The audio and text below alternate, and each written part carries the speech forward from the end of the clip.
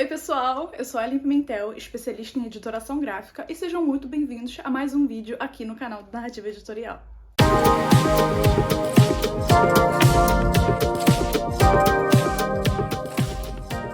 No vídeo de hoje, nós vamos falar sobre conceitos fundamentais e terminologias básicas da incrível área da editoração gráfica, que eu amo. Então, se você está começando agora ou quer relembrar algumas coisas sobre editoração gráfica, esse vídeo vai ser perfeito para você. Que eu pretendo trazer aqui de forma bem simplificada e coesa, para que você saia daqui com as informações quentinhas na cabeça e possa já começar a aplicar aí na sua carreira de design, perfeito? Mas antes de mais nada, deixa o seu like aqui nesse vídeo se esse tipo de conteúdo te ajuda e siga o canal também para não perder nenhum vídeo toda semana que eu vou estar trazendo sobre assuntos de editoração, de gráfica, design e etc. Então ative também o sininho para não perder nenhuma notificação, ficar por dentro de tudo. E agora vamos embora pro vídeo? Então vamos começar pelo básico, né? O que é editoração gráfica? Eu sei que esse nome pode soar um pouquinho diferente porque nós estamos acostumados a ouvir sobre isso como design editorial. Eu mesmo me refiro bastante sobre a editoração gráfica como design editorial, que no final é a mesma coisa. E a editoração gráfica ou design editorial é um ramo do design que trabalha muito com texto, né? Editoração gráfica, o nome mesmo já diz, edição, seja de imagens, de elementos gráficos ou de texto. É uma combinação, é uma arte dessa combinação, de juntar todos esses elementos e transformar em um objeto de venda e que seja atrativo, que seja confortável para leitura. E você tem acesso a esse tipo de material o tempo todo, como por exemplo, os livros, sejam eles impressos ou digitais, as revistas, mesma coisa, impresso ou digital, o jornal que você vê, até mesmo às vezes a diagramação daquele panfletinho que você pega na rua. Tudo isso pode se encaixar no ramo de editoração gráfica. Então, basicamente, a editoração gráfica é a arte de juntar texto, imagens e elementos gráficos de um jeito harmonioso para que a informação, que é a parte mais importante da editoração, seja entregue de forma ágil, eficaz e muito impactante. Então, design de livros, revistas, jornais, alguns artigos que você vê online, e-books, apostilas, qualquer tipo de material em que o texto seja o elemento principal que precisa chegar ao leitor e que o leitor precise ler esse texto, a editoração está envolvida. E se você pretende ou pensa trabalhar nessa área, você vai precisar conhecer e saber mexer nos principais softwares de design que nós usamos na editoração. Os mais usados, assim, universalmente por designers, agências, editoras, são os da Adobe, né? Eu ouso dizer que o software mais importante para editoração é o InDesign, principalmente por ele ter sido pensado para trabalhar com texto. Ele foi criado para trabalhar com texto, com projetos que tenham muitas páginas, e ele está preparado para resolver qualquer tipo de problema que a gente possa ter em materiais que sejam tão grandes assim. A pessoa que projetou esse programa, eu fico imaginando que ela estava dentro de uma gráfica ou dentro de uma produção e tendo que lidar com todos os problemas de texto todo santo dia, porque o InDesign resolve... Sério, gente. Todo problema que eu já encontrei trabalhando dentro de texto, seja livro ou seja revista, o InDesign tinha uma ferramenta para me ajudar de jeito fácil, quando na realidade, se eu fosse fazer de jeito manual ou sem essa ferramenta, eu levaria, por exemplo, dias para resolver. E os designers que lidam mais com essa parte de texto são chamados de diagramadores. Eu também sou diagramadora, eu trabalho muito com formatação de texto. E dentro da editoração tem separado alguns subnichos, né? Então a editoração gráfica é uma parte do design editorial e dentro da editoração gráfica tem mais duas profissões, vamos dizer assim, que são os diagramadores, que trabalham para deixar o texto coeso, fluido, que seja agradável de ler, que não seja tão difícil para o leitor entender, que trabalhe hierarquia. E tem também o que chamamos de capistas, né? Eu acho esse nome um pouquinho estranho, mas também sou capista, que são os designers, também da editoração, que trabalham com criação de capas, mais voltado para livros, mas também capista pode trabalhar com capas de revista e jornal também. O meu serviço de editoração é mais voltado para livros, eu também sei diagramar jornais, eu também sei diagramar revistas, mas o meu design é voltado mais para livros. Então se você tem pretensão de trabalhar nessa área, o InDesign é indiscutível, indispensável. A não ser que você só queira trabalhar com design de capa. E mesmo assim, eu ainda ouso dizer que você precisaria de algumas noções básicas do InDesign para poder formatar o texto da capa. Pelo menos eu importo o design da minha capa, por mais que eu seja feita no Photoshop, por exemplo, eu já vou falar dele. Se eu faço o design da minha capa no Photoshop, eu importo por InDesign, para formatar os textos, seja da contracapa, né, da sinopse, das orelhas e etc. O segundo software, que é muito importante para ilustradores, é o Illustrator, também da Adobe. O nome mesmo já diz, né, Illustrator. Ele é feito para trabalhar com ilustrações, elementos gráficos, vetores e etc. E eu também uso bastante para trabalhar tanto com design de capa quanto a diagramação. Eu tenho certeza que você já pegou algum livro bonitinho aí, bem diagramado. Por exemplo, esses elementos gráficos, eles podem ter sido feitos dentro do Illustrator e importado para o InDesign na hora da diagramação. Eu uso bastante também para trabalhar nas minhas diagramações, principalmente quando é uma decoração mais simples, né? Um texto corrido, preto e branco, colorido a gente também trabalha, mas eu uso o InDesign para trabalhar com vetores e ilustrações que vão ser inseridas no texto ou então inseridas na capa. Quando eu trabalho com capas vetoriais, com capas que são mais gráficas, que eu não uso tanta imagem, né, tanta manipulação de imagem, por mais que eu importe pro Photoshop, eu uso o InDesign para lidar com esses vetores, que ele é maravilhoso e perfeito para isso. E eu já falei dele aqui, e eu imagino que vocês também já tenham pensado nele, o famoso Adobe Photoshop. O Photoshop ele é mais voltado para manipulação de imagens, tratamento de fotos. Eu uso também para tratar fotos, não só para diagramação. Às vezes o cliente manda muitas fotos, ele quer mudar o tom, ele quer corrigir tom, ele quer cortar, né? A gente faz esse serviço à parte do tratamento das imagens. Mas eu também, como eu disse, uso muito para fazer as minhas capas. Os meus designs de capa eu sempre faço no Photoshop, independente se é vetorial, se é ilustração ou se vai ser manipulação de imagem simples ou avançada. Eu faço tudo no Photoshop porque lá eu encontro as ferramentas ideais que eu preciso para trabalhar com o tipo de design que eu trabalho. Lógico que se você for um ilustrador e você quer começar a trabalhar com design de livros, você quer começar a entregar a capa para o seu cliente pronta para impressão, não só fazer a ilustração e dar para outro profissional fazer, muito provavelmente você vai usar o Illustrator para trabalhar a sua capa, fazer a sua arte, fazer o seu design e fechar ela no Photoshop. Então esses são os softwares indiscutíveis que você vai precisar aprender para trabalhar na área de editoração gráfica. Hoje em dia tem muitos cursos online que você pode estar acessando, adquirindo com os preços bem justos e bem acessíveis para estar aprendendo essas plataformas e essas ferramentas. Se você der uma pesquisadinha rápida na internet, vai ver que tem muito curso desses softwares online. Eu aposto que até aqui no YouTube deve ter algum curso completo, totalmente grátis, te ensinando como mexer no Photoshop, Illustrator e InDesign, se não avançado, no mínimo básico, e é o que você precisa para começar. Até porque, para ser sincera, a experiência mesmo a gente pega na prática. Lógico que tem os conceitos básicos que nós vamos aprendendo, né, durante o curso, e principalmente na área de editoração, a gente já vai falar sobre os conceitos básicos, que muitas vezes esses cursinhos não ensinam, né? Eles ensinam você a mexer no programa e não como fazer um projeto do zero, por exemplo. Mas se você quer começar na área, como eu falei, esse é um ótimo primeiro passo, começar a fazer esses cursos para saber o básico e então ir se especializando na área de acordo com o que você quer. E agora nós vamos falar sobre os elementos básicos e fundamentais da editoração gráfica. E aqui eu preciso abrir um parênteses, umas aspas, um adendo, para deixar claro que esse tipo de informação, essas informações que eu tô trazendo aqui pra você, quando eu comecei a ter interesse pela editoração gráfica, lá na época, em 2000 e bolinhas, eu tinha uns 14 anos, quando eu comecei a fazer esse cursinho de design, que era só design, não era específico para editoração, e eu queria trabalhar com editoração porque eu já escrevia na época, eu também sou autora, e quando eu comecei a escrever na época, eu queria diagramar os meus próprios livros, eu queria fazer minhas próprias capas e juntar o design que eu tava aprendendo com minha outra paixão por livros, né? E essas informações, elas não eram fáceis de encontrar. Eu já diagramei livro errado, com margem errada, com borda errada, não sabia o que era marca de corte, não sabia o que era uma marca de sangria, e é claro que eu não vou conseguir entrar a fundo nesses assuntos hoje, até porque nós estamos falando de conceitos básicos e fundamentais da editoração gráfica. Mas eu queria deixar claro aqui que eu e muitos designers que começou comigo na mesma época, eu até tenho esses tipos de comentário lá no meu Instagram, então se você não me segue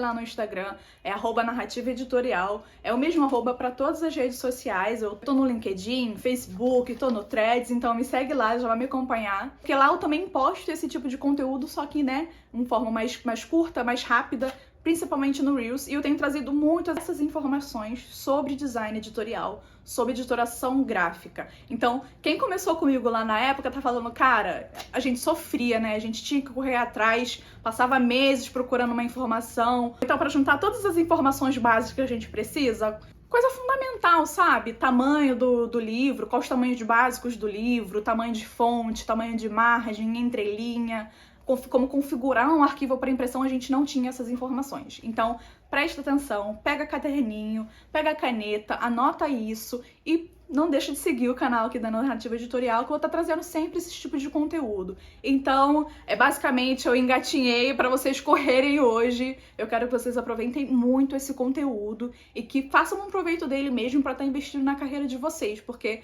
se eu tivesse esse tipo de conteúdo coeso, compactado e direto 8 anos atrás, eu acho que a minha carreira ia ser, assim, adiantada uns 4 anos no mínimo. Então vamos lá, elementos básicos e fundamentais da editoração, indiscutível na criação de qualquer projeto. Não só da editoração gráfica, mas eu acho que todo o design em si, esses conceitos básicos deviam ser aplicados. Que são eles: a página, a margem, a coluna e a grade. Vou aproveitar que eu peguei esse livro aqui da Darkside para mostrar o elemento gráfico e vou usar ele de exemplo também.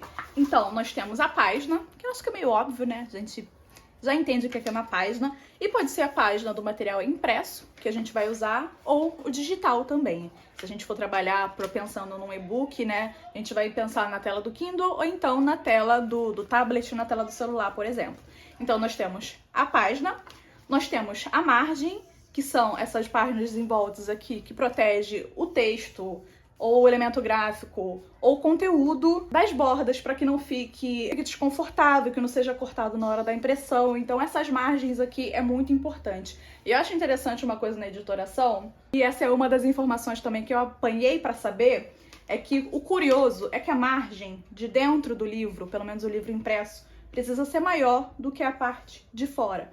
Exatamente por causa dessa parte aqui da lombada, dessa cola, que come um grande pedaço do livro. Então eu imagino que você já tenha pegado algum livro que quando você abrir assim no meio, esse texto aqui estava sendo engolido pela lombada. E exatamente pela pessoa, que provavelmente o profissional que fez, colocou a mesma medida em todas as áreas, ou pelo menos a medida da margem externa foi igual à margem interna. Então, é um dos erros comuns que a gente encontra aí por falta de informação. Esse é só mais um exemplo que eu trago aqui pra vocês. Também tem as colunas, eu não tenho nenhum material aqui com coluna pra estar mostrando pra vocês, mas eu tenho certeza que você já viu no jornal, em revista. É muito mais comum essas colunas que são usadas para organizar o fluxo do texto e poder encaixar elementos como imagens, ou tabelas, ou quadrinhos. A gente vê muito mais isso em jornais e revistas.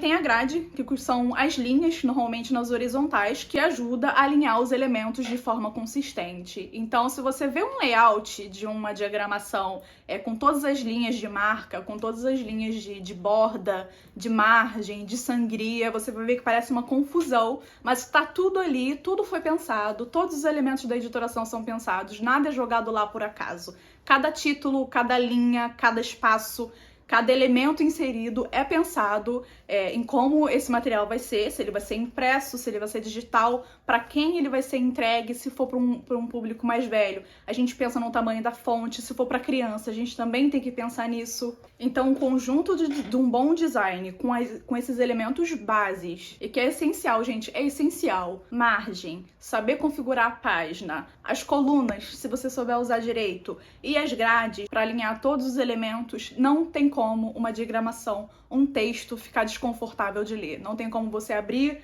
um jornal ou abrir um livro e ficar, tá difícil, tá complicado, o texto não flui, a leitura não flui. E o trabalho de editoração é esse. O quarto tópico que eu separei para vocês é sobre fontes e tipografia. Eu poderia facilmente fazer um mini curso sobre fontes e tipografia, de tanto assunto que tem sobre isso. Não só da história, da teoria, que é muito importante pra gente aprender, mas também na aplicação do design. E na editoração, a tipografia, assim, ó, é um deus, porque é ela que vai garantir uma leitura fluida e confortável do material, seja para qual for o meio de distribuição. tem todo um estudo muito aprofundado de tipografia, mas hoje eu só vou entrar no básico, até porque estamos falando de conceito básico da tipografia, e para vocês entenderem também a importância dela na editoração. A editoração é feita pela tipografia. E basicamente existem 3 tipos de fonte, lógico que desses 3 tipos de fonte existem alguns subestilos, se eu posso dizer assim, mas hoje eu vou trazer só os básicos para você, que é a fonte serifada, a primeira, é a mais conhecida, é a mais tradicional, que vem lá de 1900 e bolinha, quando Johannes Gutenberg criou a primeira prensa tipográfica. Como eu falei, ó, gente, é muita história. E essas fontes são aquelas que têm uns tracinhos, né? Ela passa um ar mais elegante, mais clássico, e é muito mais usado em livros de texto corrido. Então, se você pegar um livro na sua estante, essa daqui, por exemplo, do que eu dei o exemplo, a fonte dela é serifada. Ó, fonte serifa. Eu vou colocar um exemplo aí na tela também de todas elas. O segundo estilo é a fonte sans serif ou sem serifa, que o nome mesmo já diz, não tem serifa.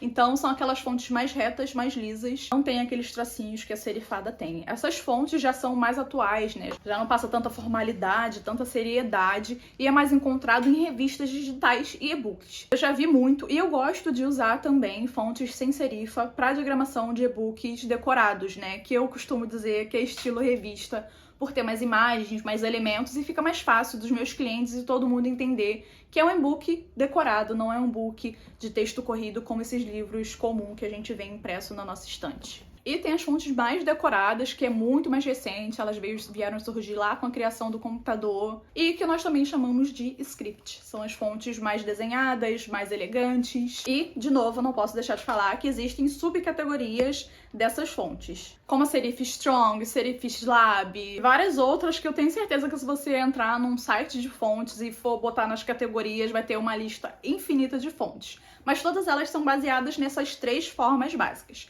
serifada, sem serifa e a script. E por fim, nós vamos falar sobre os formatos dos arquivos e a importância da exportação certa. Os formatos mais padrões utilizados não só na editoração gráfica, mas também no mundo do design em geral, são o PDF, o PNG e o JPEG. O PDF, na verdade, ele foi criado pensando nas gráficas, né? Pensando no material gráfico, porque ele mantém a integridade do arquivo e a qualidade. Tanto que a sigla PDF é Portable Document Format. Formato de documento portátil, um documento que normalmente fica leve e que contém toda a qualidade do arquivo e toda a integridade do arquivo para que seja fácil de enviar para a gráfica receber. Acho importante salientar que o PDF, eu recebo muito essa dúvida, gente. O PDF não funciona para e-book, principalmente por ser layout fixo. Eu tenho certeza que se você abrir um PDF no seu celular, por exemplo, no seu tablet, você vai precisar ficar fazendo aquele movimento de pinça para aproximar o texto e afastar. Para o e-book é muito mais aconselhável o formato EPUB layout fluido, que é aquele que a gente encontra nos arquivos da Amazon, nos e-books da Amazon, que quando a gente abre no Kindle, por exemplo, ou no celular, então tem toda a liberdade de alterar a fonte, de alterar o tamanho da fonte, o espaçamento. Então isso é o layout fluido, né? E enquanto o leitor aumenta ou diminui esse texto, ele vai correndo, né? Ele corre para mais páginas ou ele diminui para mais páginas. Isso é um layout fluido. O PDF não tem esse layout fluido. Então, para e-book, o PDF não funciona. O PDF é mais voltado para compartilhamento de documentos e para a gráfica receber o seu arquivo com toda a qualidade, com toda a integridade e imprimir ele perfeitamente do jeitinho que você fez. Coisa que às vezes não é tão possível assim com imagem, até porque o PNG e o JPEG é mais voltado para arquivos digitais. A gente não exporta um arquivo em PNG ou JPEG para imprimir, até porque o PNG e o JPEG costumam estar num perfil de cor diferente. Eu posso estar trazendo outro vídeo aqui sobre isso, para estar falando sobre o perfil de cores, mas basicamente o PNG ele só exporta para RGB, que são arquivos digitais voltados para a internet. Basicamente, RGB é luz e CMYK é impressão.